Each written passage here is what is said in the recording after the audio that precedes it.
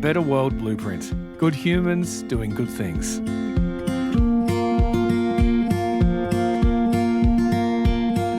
Hope and inspiration. That's the kind of magic that keeps you going when life gets tough. And the world today, it can feel pretty messy. But here, for the next 20 minutes or so, you can immerse yourself in that magic. Hello, I'm Siobhan Hunt, and this podcast is all about people who are trying to make the world a better place. It's basically hope and inspiration straight to your heart. Welcome to A Better World Blueprint. I want you to picture this. You're in a room in an aged care facility. There's a red carpet that is rolled out, and it leads you to a rack of clothes. There's music playing in the background, and you can see people rifling through these clothes and a table full of accessories. They're laughing, they're chatting, they're having a great time. This is basically the experience that Maia Willow puts together with her business, Our Timeless Threads. And she's doing it because she wants to spark joy and connection amongst our elders. I hope you enjoy this chat with Maia Willow, registered nurse, stylist, and founder of Our Timeless Threads. Hello, Maia, and welcome to A Better World Blueprint. Hi there, Siobhan. How are you? Good, thank you. Can you talk me through what one of your visits might look like? Yeah, so we'll get everything ready behind the scenes. So we'll get, a few racks of clothing that I've really picked out that are appropriate for the elderly and in terms of practicality, and also like beautiful quality pieces, as well as like a fun prop box for all the dress up stuff as well. And so we'll get everything ready. We'll turn up to the care home, and we have about like half an hour, 45 minutes to set up. And we have this whole area of photo booth. We have the red carpet that will roll out, and then 3 rails of clothing. And then we have a table as well of personal care items and accessories and stuff that are available to purchase. So everything is to purchase below $10 to make it, affordable. And then we put some music on, and we have a little dress up and a photo booth, and we have the Polaroid experience. And then at the end of the shopping experience, everybody gets a chance to show off their new outfits. Really, really beautiful, So even the men get involved. At first I noticed it was a lot more women, but, with some men that have been volunteering, it's been amazing to see how they're bringing the men out of the shells, and they get on their dapper hats and their Western hats and stuff, and they love it too. And they love watching the women enjoy it as well. It's such a beautiful experience. I have to ask, what led you to this work? Why choose to work in this way with older people? As well as my love for fashion and sewing, I've always loved sewing since I was a child, and upcycling things and going through my grandma's wardrobe and realizing that fashion was cyclical, and just loving that, reality. And I became a registered nurse, and so I've nursed for the past 10 years, and I just really noticed there was a gap in care. And, from my experiences of doing contract nursing as well in Australia, I just really saw when you do kind of pay attention to detail in that area, how much of an impact it has on the wellness of people, especially in older age. So, it really, my experience of that, and then obviously and my love and my passion for fashion drove me to kind of marry both worlds and create Our Timeless Threads. So, that's how it was born. Tell me about the creation of Our Timeless Threads. How did you kind of move from recognising that there was work to be done in this space and extra care could be given, and to actually creating, I guess, a program or a system that you could take out to people and make it work within the community? Okay, it is quite a long story. Well, I think we've got a bit of time. So I was actually, I did a short course in Byron here in fashion design. I've always had a goal to have my own collection, my own fashion line. So I did a course, and I made beautiful Western collection here, and I had it in production in Bali. And through that process of production, I witnessed and I learned a lot about the waste in the world of fashion. And it's something that really just kind of struck a chord to me. Like I didn't, if I was to succeed in fashion, I would be creating more problems essentially in the environment. And it was a challenge for me to even think about pushing sales and pushing that, that problem. So I had to take a step back and self-actualize my life a little bit and really see where all my passions were and really realign to my values and everything. And at the time I was nursing too. So, I was seeing quite a lot of problems in that area. And then, I learned that there was 200,000 tons of fashion waste in Australia, the second leading country in the world for textiles waste. It's really shocking, the statistics that I was learning. And so, it led me to really feel sad that lots of our elderly don't have access to appropriate clothing. And that amount of fashion waste, surely we can do something here about it. So I went on a little venture, deciding to cease the production. I was like, right, I do still want to be working with clothing.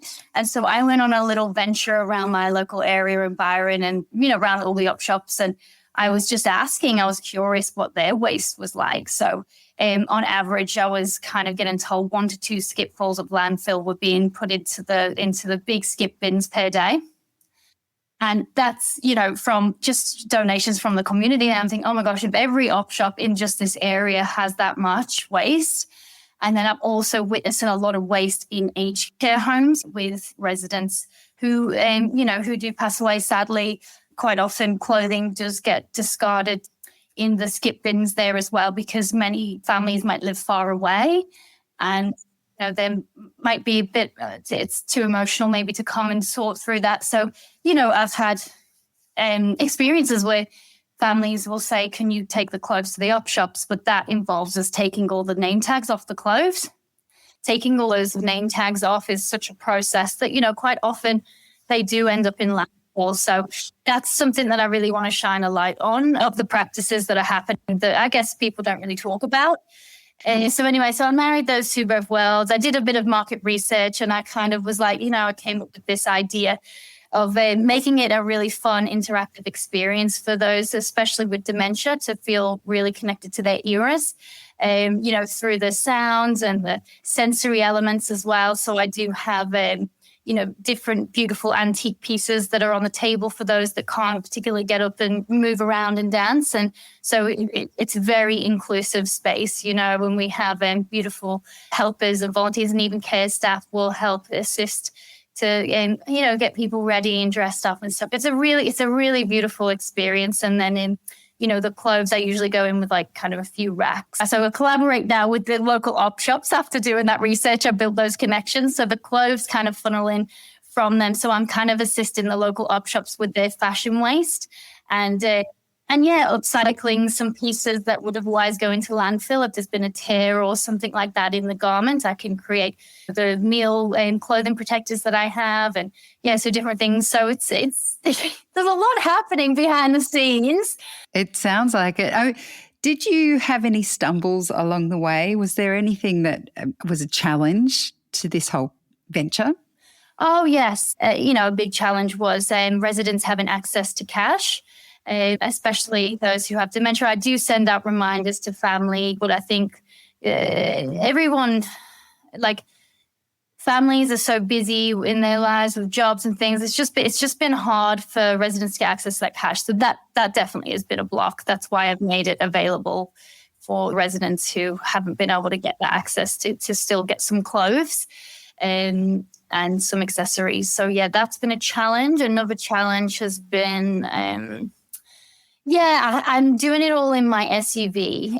I did hire a van for the first show, but with the costs and stuff, I just couldn't keep that ongoing. But had some beautiful people help, to provide for the larger care homes of 120 residents. So I just needed to get some help for that one. We've recently had a new care home sign on. So other challenges, I don't know. Other than that, it's just been so much fun. It has been all self-funded. So I guess in terms of continuing, like I will need to fundraise and get some grant support. And, I'm figuring out a way now I can get some revenue, maybe setting up an op shop in the area, which can create some revenue from public sales of clothes and donations that come through. So that would be awesome. Has this work changed you, do you think? I feel so much more aligned, I guess, in terms of like the care that I'm giving. I always loved the aspect of nursing, I love the bedside manner. But unfortunately, as a nurse in this day and age, it's become really hard to have that bedside manner that when you do your nurse training, you hope that you will have. And the reality is, and especially through COVID, it was really difficult to show up in the way that you wanted to, and I know a lot of other nurses and care staff are probably feeling the same in the aged care sector as well. So the moral distress has been pretty bad over the years for me as a nurse, and, I'm speaking for others too. So being able to show up in a way that I feel can truly make a difference and a change has changed me in the most beautiful ways, and in a sense that I just feel so aligned. I feel so ready to help in this area where I've seen gaps, and it's just, it's filled me full of purpose and drive and excitement and joy, because as well, what I'm doing is really, it's a hobby of mine as well, like to be able to sew and create, and also to do that in service. So yeah, it's been, I've seen incredible growth within myself in the past year through doing it. Talk to me about the people that you work with. What kind of impact have you seen from these sessions you've been holding with people? Yeah, so I actually was reflecting about this morning, and I was just really thinking, I'm coming up to 1 year of doing it, and I was like, what are my highlights? And there's this beautiful woman that I went to visit one-to-one when I kind of was starting out and trying to really refine my ideas of how I was going to execute everything. And she lost her home and she lost everything through the floods in Lismore. And she had quite a challenging couple of years transitioning into an aged care home, and she didn't have family around. And many people in aged care are also under guardianship, where they do have to get permission to spend and use their money and in ways. So yeah, I went in there and I went and had a meeting with her, and I had the wardrobe checklist, and I took a look through her wardrobe, and it's very individualized care that I was giving to her, just given that I knew her background and her story.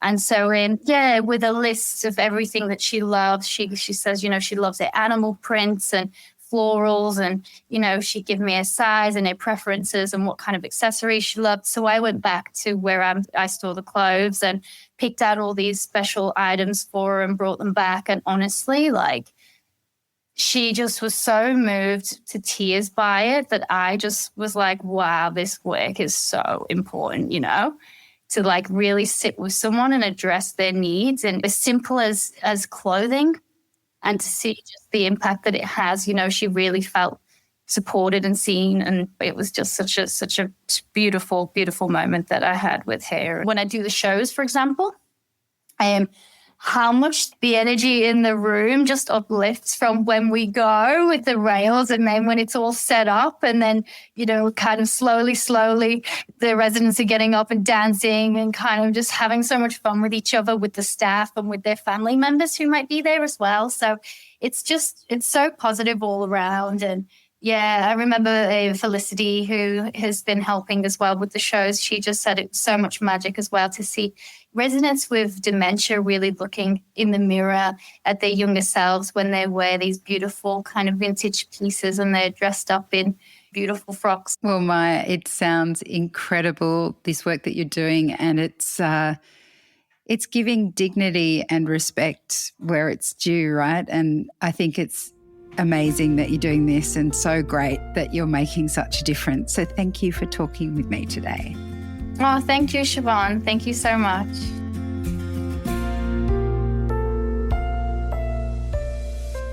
Maia Willow, founder of Our Timeless Threads. I'm Siobhan Hunt. See you on the next episode of A Better World Blueprint.